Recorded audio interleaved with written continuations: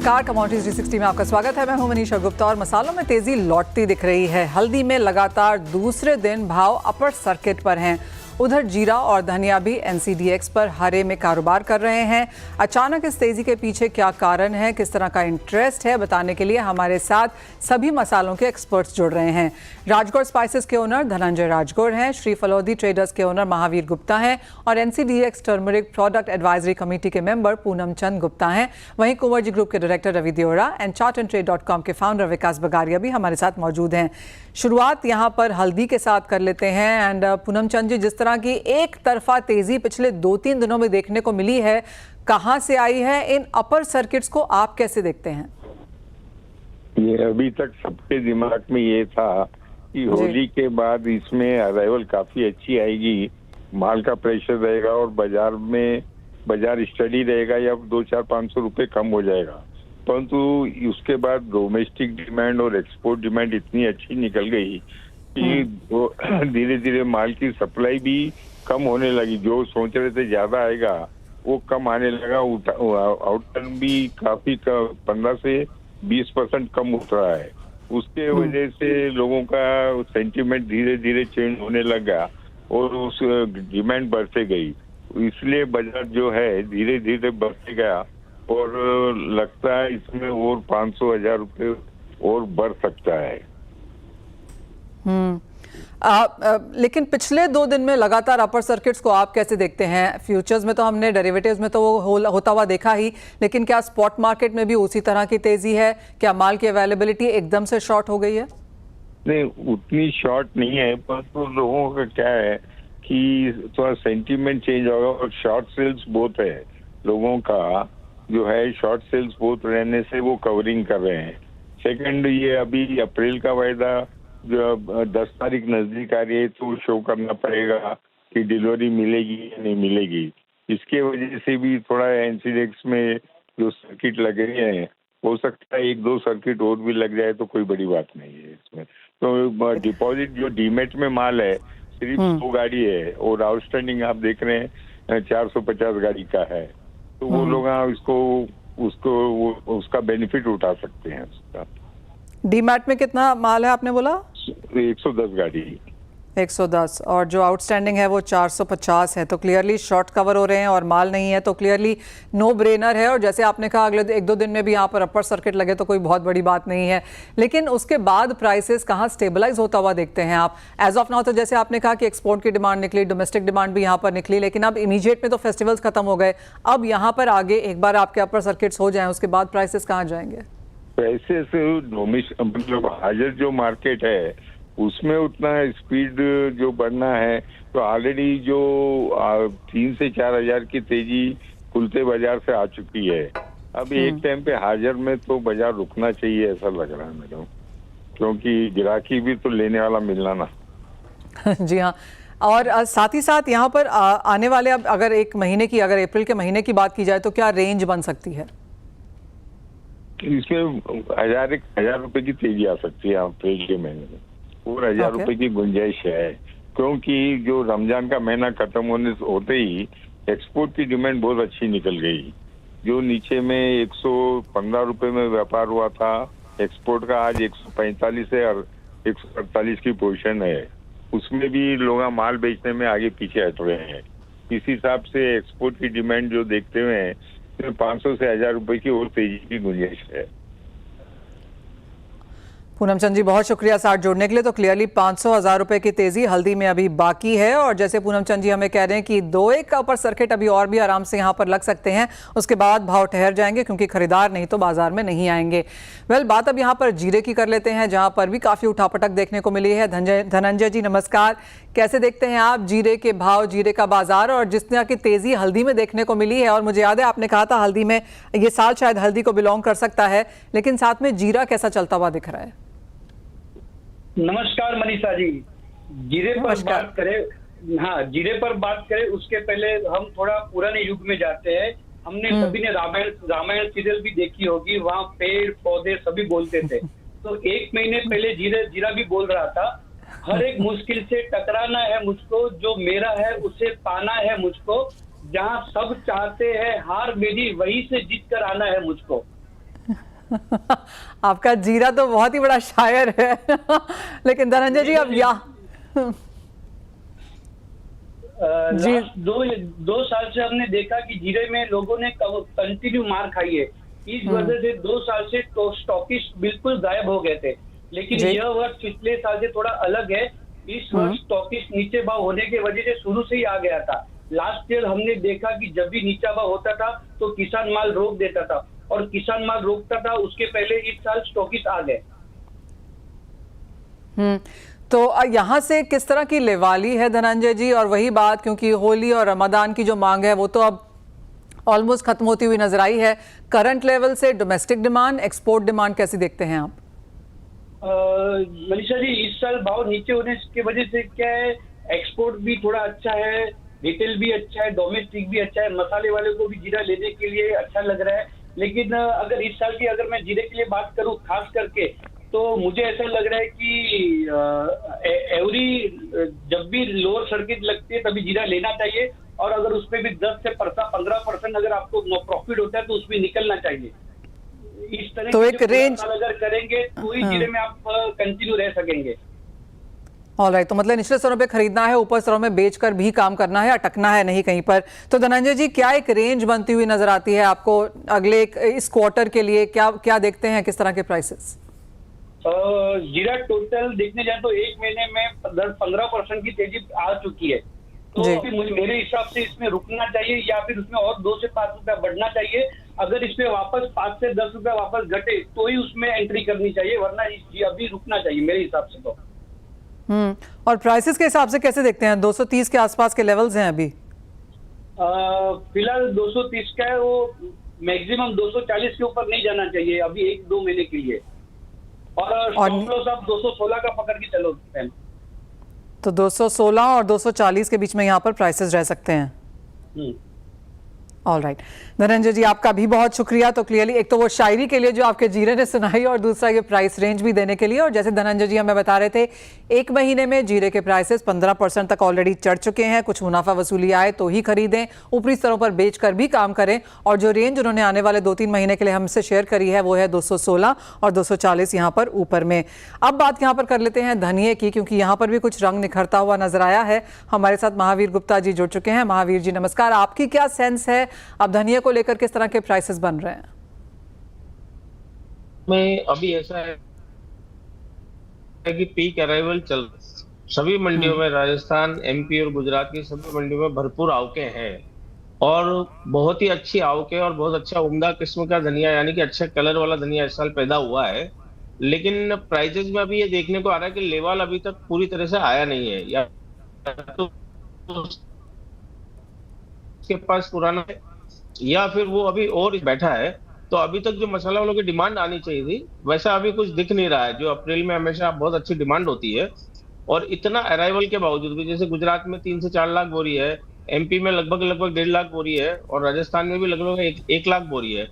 इसके बावजूद भी अभी डिमांड में वैसा दिख रहा है। बाजार आज कुछ सुधरे हैं, लेकिन जैसा लेवल आना चाहिए वो अभी नजर नहीं आ रहा है। तो मुझे अभी धनिया में कोई ज्यादा ऐसा तेजी की उम्मीद नहीं लगती है। यहाँ से ज्यादा से ज्यादा 4-5 रुपए और बढ़ के और ये रुकेगा वापस, क्योंकि इसकी मैक्सिमम लेवल ही अप्रैल में होती है। लेकिन अभी तक किसी भी कंपनी ने जो पूरे स्टॉक का खरीद करती है, उन्होंने अभी तक लगभग स्टार्ट किया है, मतलब, और पूरी स्पीड से लेना चालू नहीं किया है। तो उस हिसाब से मुझे नहीं दिखता कि अभी धनिया में कोई सुधार की क्योंकि पीक अराइवल टाइम है, और उस कारण अगर डिमांड कमजोर रही तो ये घट भी सकता है थोड़ा सा। तो आप कह रहे हैं एक डिसअपॉइंटमेंट है कि अप्रैल में जो लेवल यूजुअली देखने को मिलता है वो नहीं है, खरीदारी यहाँ पर मिसिंग है, लोगों के पास या तो पुराना स्टॉक पड़ा हुआ है या वो प्राइसेस गिरने का इंतजार कर रहे हैं। महावीर जी, हाँ, प्राइसेस गिरने का इंतजार तो इसलिए क्योंकि खुशबू और कलर के कारण इसी समय पर मसाले वाले सब खरीदते हैं, तो प्राइस इतना मैटर नहीं करता। लेकिन उनके पास पुराना माल है स्टॉक में, या कुछ कंजप्शन लास्ट ईयर कम हुआ है जो उनका टारगेट था, तो इस हिसाब से अभी तक उन्होंने एक स्टार्टअप नहीं लिया, मतलब एकदम स्टार्ट नहीं किया इसको। जिस हिसाब से सभी, जैसे आज साउथ के जो मसाले वाले नॉर्थ के हैं, इतने इंडिया में बहुत बड़े बड़े मसाले और बहुत अच्छा कंजप्शन है उनका, लेकिन उन्होंने अपना 10 से 20% माल भी अभी नहीं लिया है। तो इससे हमें ये लग रहा है कि उनके पास पुराना माल है, और पिछले साल कंजप्शन कुछ कम हुआ है, डिमांड कम थी, तो उनके पास अभी भी बैलेंस है, कैरी ओवर है अभी भी। और राजस्थान, गुजरात और एमपी तीनों का मिला के सेलर के पास, यानी इस हमारे एरिया में भी कैरी ओवर लगभग 17 लाख बोरी है। तो इतना बड़ा क्वांटिटी हाथ में होने के बाद पूरी नई फसल सामने आई है, तो अभी कोई ऐसा उठाव की उम्मीद मुझे इसमें नहीं लगती है। तो महावीर जी, जैसे आपने कहा कि शायद 4-5 रुपए यहाँ से बढ़ सकता है, वो आपको कब तक की उम्मीद है? और आने वाला पूरी आवक जब तक यहाँ पर बाजार में नहीं आ जाती, अगर लेवाल नहीं आता तो क्या इसी महीने में 4 से 5 रुपए बढ़ेगा, तो इसी महीने में बढ़ेगा। इसके बाद तो फिर वापस अगस्त सितंबर में जाके ही इसमें कुछ सुधार दिखेगा, क्योंकि इस बीच में बहुत जो डिमांड होती है, एक्सपोर्ट की डिमांड कह लें या डोमेस्टिक कह लें, वो ब्रेक हो जाती है। तो मुझे नहीं लगता है कि इस हिसाब से केवल अप्रैल में अगर आता है तो बाजार ये रहेगा, मुझे लगा। ऑलराइट महावीर जी, आपकी बात हमें समझ में आ गई। आपने कहा कि अप्रैल में बढ़ा तो 4-5 रुपए यहाँ पर बढ़ेगा, अदरवाइज मई, जून, जुलाई में इन एनी केस यहाँ पर मांग निकल के नहीं आती है। अगस्त में फिर बाजार सुधरे तो सुधरे। तो ये हाल ऑफ कोर्स यहाँ पर धनिया का यहाँ पर बनता हुआ नजर आ रहा है। वेल, ये हुई मसालों की बात, जहाँ पर हल्दी काफी सपोर्टिव है, जीरे में लेवाली के साथ काम करना चाहिए, और धनिये में अप्रैल का महीना देखना होगा कि वेदर और नॉट यहाँ पर इंटरेस्ट खरीदारी के लिए आता है या नहीं। इसी के साथ एक ब्रेक के लिए भी रुकेंगे। जब लौटेंगे तो बात करेंगे कुछ और कमोडिटीज की। आपको याद दिला दें कि आज ट्रंप के रेसिप्रोकल टैरिफ्स का भी दिन है। उससे पहले नॉन एग्रीकल्चर कमोडिटीज किस तरह से कारोबार करती हैं, इस पर करेंगे चर्चा।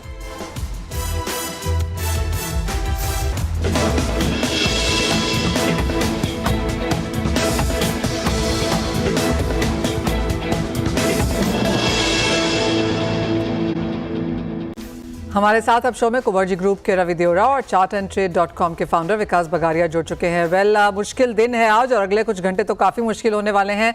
और हमें ऐसा लगता है कि बाकी वर्ल्ड के साथ शायद इंडिया भी आज 1:30-2 बजे तक रात को जागेगा, ये सुनने के लिए कि किस तरह के टैरिफ्स लगा दिए गए हैं बाकी कंट्रीज़ पे, और स्पेशली इंडिया के लिए भी। विकास, आपका क्या प्लान है आज रात का? डेफिनेटली बड़ा इवेंट है और पूरा वॉच करने का तो मन है, क्योंकि वो इवेंट के साथ ही पूरी ट्रेडिंग स्ट्रेटेजी डिपेंड करेगी, चाहे वो इक्विटी मार्केट हो या कमोडिटी मार्केट हो। और आने का कुछ समय की रणनीति उसी पे डिपेंडेंट रहेगी। एब्सोल्युटली। और सुबह का इंतजार कितने ही लोग करेंगे। लाइव टेलीकास्ट हम भी यहाँ पर CNBC पर दिखाने वाले हैं, जैसे जैसे वहाँ पर वो अनाउंसमेंट शुरू होंगी। साथ ही विकास, अगर यहाँ पर सबसे पहले हम डॉलर इंडेक्स के साथ बात करें, एक काफ़ी फ्लैट मूव वहाँ पर देखने को मिला है। ऑन चार्ट सब कैसे देखते हैं? पिछले क्वार्टर में डॉलर इंडेक्स में करीबन 4.5% की गिरावट देखने को मिली थी। कुछ खास सुधार हमने इस फाइनेंशियल ईयर में आता हुआ देखा नहीं है, लेकिन आज क्या एक रिएक्शन देखने को मिलेगा, गिवन द सेंस की रेसिप्रोकल टैरिफ्स यहाँ पर बाजार मान रहा है कि कम से कम 5%, ज़्यादा से ज़्यादा 30% तक भी लगाए जा सकते हैं? हाँ जी मैम, डॉलर इंडेक्स में दिखने को मिल रहा है कि 103 रुपए का एक बॉटम सपोर्ट है, जिसको भी रिसेंट में टेस्ट करके आया है। बट ऊपर में कोई भी मूवमेंट आने से पहले 105.20 के ऊपर इसको जाना होगा, नहीं तो एक रेंज लग रहा है 103 से लेके 105.50 का। तो मेरे को नहीं लग रहा कि बहुत बड़े मूव्स आते हुए आएंगे, कोई बड़ा 0.50 के ऊपर चलने से ही आएगा। जी मैम। रवि, आपका क्या प्लान है आज रात का? आप भी देखेंगे इसको लाइव कमेंट्री के तहत, और आपको क्या लगता है सोने में अब क्या किया जाना चाहिए? जब से जिस दिन से इलेक्ट हुए तब से मैंने 2 टाइम के अलार्म रखे हैं ऑलरेडी। एक वो 12:30 से 1 बजे बोलते हैं, और एक 3:30 से 4 बजे। तो 2 टाइम वो बोलते हैं, क्योंकि सुनना चाहिए। मैं खुद फंड मैनेजर पे हूँ एनालिस्ट के साथ, तो आई थिंक इसके लिए देखना पड़ता है कि क्या स्पीच होती है, क्या टैरिफ के। बट अभी जिस हिसाब से 2-3 दिन से थोड़ा रवैया चेंज हुआ है, थोड़े लाइट हुए। पर्टिकुलर जिस हिसाब से पहले था कि हाई रेंज पे टैरिफ आएंगे, तो शायद लग रहा है कि उसमें कुछ रिलीफ मिले। यूनिवर्सल टैरिफ ना लगे तो अच्छा है मेरे हिसाब से। यूनिवर्सल में सबको थोड़ा इम्पेक्ट होगा, वो गोल्ड हो सिल्वर हो, क्योंकि यूनिवर्सल टैरिफ में सब में टैरिफ लगेगा। हालांकि गोल्ड में एक सबसे बड़ा हैंगओवर ये है कि कॉमेक्स में 1350 टन की डिलीवरी ऑलरेडी लग चुकी है। तो आई थिंक अगर कुछ ज्यादा बुलियन पे टैरिफ नहीं आते तो एक बड़ा प्रॉफिट बुकिंग ये कमोडिटी में इमर्ज हो सकता है। तो आई थिंक मुझे लग रहा है कोशिश रहना है, आज के टैरिफ देख लेना है। जो भी आज के पोजीशन हो वो इंट्राडे नहीं होनी चाहिए। आज मुझे लग रहा है सेकंड हाफ में थोड़ा डॉलर इंडेक्स नीचे हो सकता है बिफोर टैरिफ, तो यहाँ पे थोड़ा मुनाफा वसूली का प्रेशर आपको गोल्ड में आता हुआ दिख सकता है। लेवल स्पेसिफिक 90,900 के करीब एक बार सेल करना चाहिए with stop loss of 91,280, and down side जो टारगेट वो 90,200 तक आपको आज इवनिंग तक आते हुए दिख सकते हैं। ऑल ओवर जो टैरिफ का स्ट्रक्चर है उसको देख के ऐसा लग रहा है कि एक करेक्टिव मूव यहाँ पे वैसे भी ओवरबोट था, और गोल्ड सिल्वर रेशियो भी इंडिकेट कर रहा है कि थोड़ा प्रॉफिट बुकिंग गोल्ड में आ सकता है। विकास, चांदी आप यहाँ पर कैसे देखेंगे, क्योंकि ओवरनाइट सोने ने कुछ मुनाफा वसूली दी है लेकिन चांदी ने एक बड़ी मुनाफा वसूली दिखाई है। 1.5% की गिरावट हमने ओवरनाइट यहाँ पर आते हुए देखी थी और अभी भी बहुत फ्लैट कारोबार। हाँ जी मैम, देखिए चांदी में स्ट्रक्चरली गोल्ड के हिसाब से अभी भी चांदी में वो मूव देखने नहीं मिला है। बट 1,02,000 1,01,800 के पास जाने के बाद वहां पे एक स्टीप प्रॉफिट बुकिंग चांदी में देखने मिल रहा है। एंड अगर मैं डेली चार्ट्स की बात करूंगा तो वहां पे एक डबल टॉप पैटर्न का फॉर्मेशन देखने मिल रहा है। तो मेरे को लगता है कि अगर इवेंट में चांदी में कहीं अगर थोड़ा सा डिप आता है, 99,000 के करीब अगर मिलता है, तो मेरे हिसाब से चांदी में एक बाई की रणनीति रखनी चाहिए। 99,000 के करीब में 98,200 का एक छोटा स्टॉप लॉस लगाना चाहिए और 1,02,000 तक के लक्ष्य की तरफ ध्यान रखना चाहिए। आप दोनों से ये भी जानना चाहेंगे कि आपके बेस्ट एंड वर्स्ट के सिनारियोज किस तरह के हैं, बिकॉज जब मार्केट्स में पोजीशंस हों तो विकास आप क्या एक्सपेक्ट कर रहे हैं? Clearly it's up in the air, हमें नहीं पता यहाँ पर क्या होने वाला है, एक स्मॉल इंडिकेशन भी नहीं है, लेकिन जैसे रवि ने कहा कि बहुत बड़े शायद टैरिफ्स ना आए, थोड़ा सा मेलो डाउन हमने टोन में उनको होता हुआ जरूर देखा है, लेकिन एक बेस्ट और एक वर्स्ट के सिनारियो टैरिफ्स की तरफ से आप क्या देख रहे हैं? हाँ देखिए मैडम, के सिनेरियो में ट्रम्प साहब यूनिवर्सल टैरिफ नहीं लगाना चाहिए, क्योंकि अल्टीमेटली कहीं ना कहीं उनकी जो अमेरिका फर्स्ट की जो प्रिंसिपल है, जिसके दम पे वो इलेक्शन जीत के आए हैं, तो वो नहीं चाहेंगे कि उसका इन्फ्लेशनरी प्रेशर जो है अमेरिका पे भी उसका दबाव पड़े। तो मेरे को लगता है वर्स्ट के सिनेरियो में कहीं ना कहीं 20-25% तक वो टैरिफ्स के सोच सकते हैं। एंड गुड केस सिनेरियो अगर रहेगा तो कहीं 5% 10% रहे तो ठीक है। और ऐसे होल सारे कंट्रीज को लगाने की जगह कुछ चुनिंदा जगह लगाए, ताकि थोड़ा सा रिलीफ रहे सबको। जी मैम। रवि, आपकी क्या सेंस है? बेस्ट एंड वर्स्ट के सिनारियोज आप क्या तय करके चल रहे हैं? मेरे हिसाब से रेसिप्रोकली होने चाहिए। आई थिंक जो कंट्री जिस हिसाब से टैरिफ लगा रहा है उसके साथ स्ट्रक्चर वही बैठना चाहिए। अदरवाइज क्या होगा कि जो काफी कंट्रीज है जिसका ट्रेड डेफिसिट है यूएस के साथ, उसको भी फेस करना पड़ेगा, तो उसका डेफिसिट ज्यादा बढ़ेगा। तो मेरे हिसाब से रेसिप्रोकल हो सकते हैं। एंड पर्टिकुलर जो रेट है, मुझे लग रहा है कि पहले वो अपनी मीन्स की मनमानी करेंगे एंड अपने जिस हिसाब से स्ट्रक्चर है वो मिनिमम तो मुझे लग रहा है कि 10% तो आएगा ही आएगा।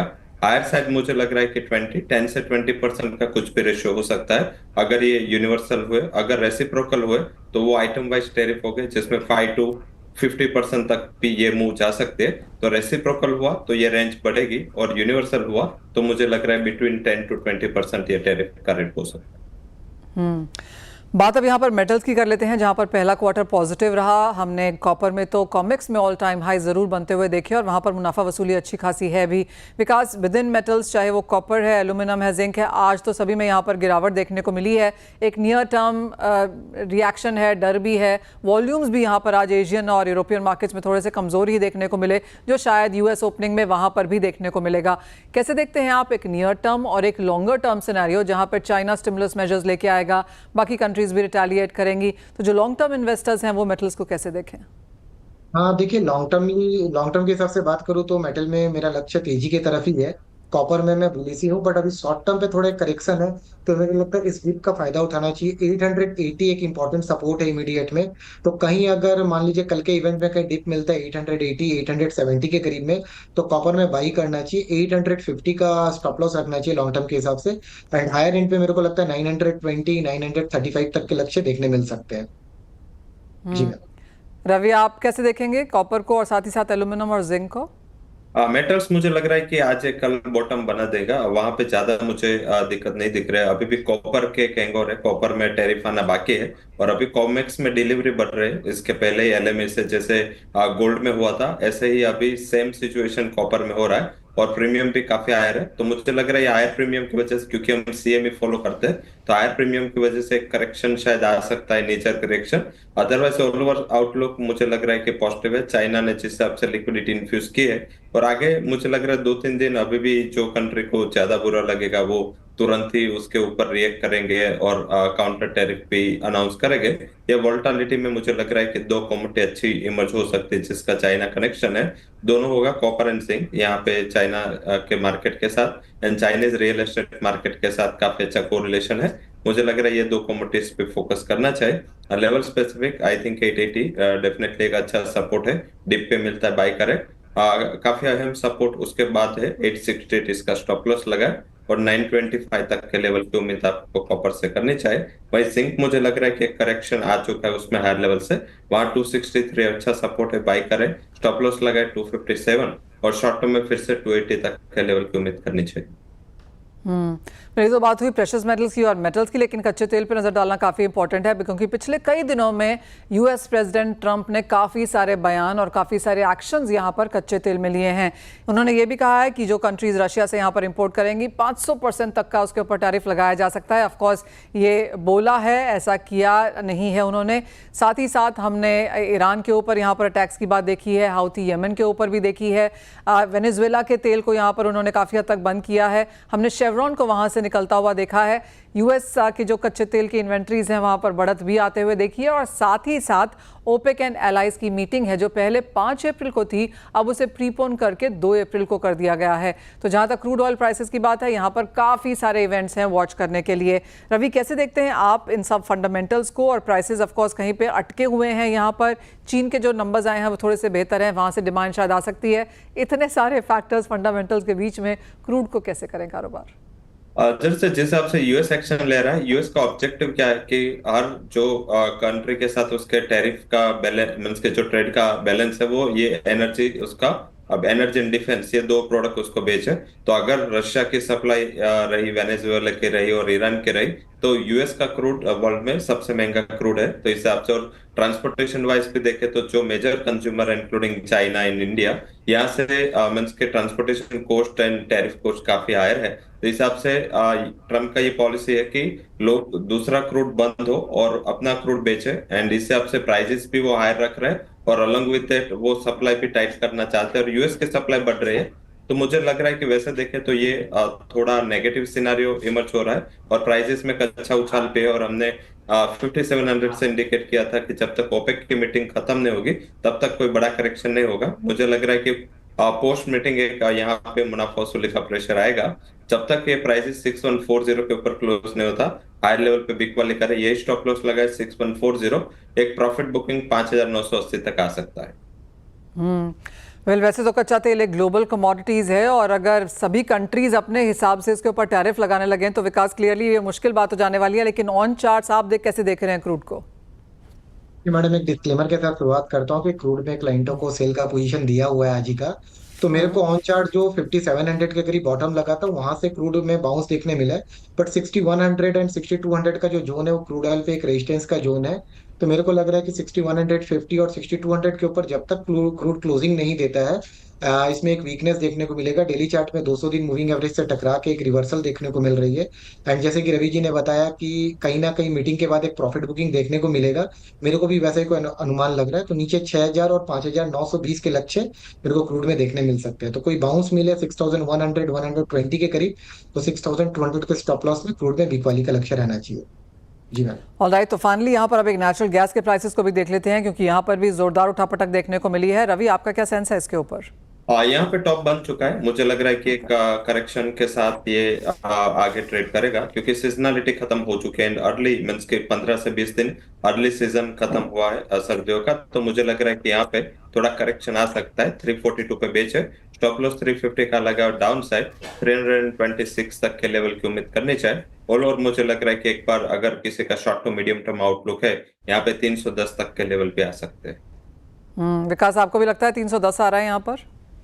हाँ जी मैडम, एकदम डेफिनेटली मेरे को ऐसा लग रहा है क्योंकि ऑन चार्ट जो 365 का जो रेजिस्टेंस है, नेचुरल गैस उसको ब्रीच नहीं कर पा रहा है। लोअर एंड पे बना रहा है। 330 एंड 332 का जो जोन है वो नेचुरल गैस में एक सपोर्ट के तौर पे उभर रहा है। तो जैसे ही 333 के नीचे जाएगा, 30 के नीचे क्लोजिंग देगा, मेरे को लगता है 310 और 290 तक के लक्ष्य नेचुरल गैस में देखने मिलेंगे।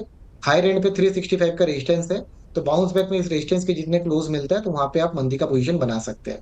जी मैम। ऑलराइट, तो मुनाफा वसूली यहाँ पर जारी रह सकती है। नेचुरल गैस में स्पेशली यहाँ पर टॉप यहाँ बन चुका है। वेल, आपको याद दिला दें फिर से कि आज यहाँ पर यूएस का रेसिप्रोकल टैरिफ का अनाउंसमेंट है जो इंडियन मार्केट्स के हिसाब से या इंडियन टाइम जोन के हिसाब से रात को 1:30 बजे होगा। साथ ही साथ कल यहाँ पर अप्रैल 3 को यहाँ पर ओपेक एंड एलाइज की मीटिंग है और फ्राइडे को यानी कि 4 अप्रैल को यहाँ पर यूएस का नॉन फार्म पेरोल डेटा है। तो क्लियरली अगले 3 दिन यहाँ पर लगातार बाजार इवेंट्स को यहाँ पर एनालाइज करेगा और वहीं से क्यूज भी बनते हुए नजर आएंगे। लेकिन इस बीच आप क्या करें, आपको रवि और विकास ने बताया ही है। आप दोनों का शुक्रिया साथ जुड़ने के लिए और एक मुश्किल टाइम जोन में यहाँ पर क्या करना चाहिए, कैसे कारोबार करें, वो हमारे दर्शकों के साथ शेयर भी करने के लिए। पॉलिसी के साथ फिलहाल इस कार्यक्रम में इतना ही समय है। हम लेकर आएंगे आवाज समाचार।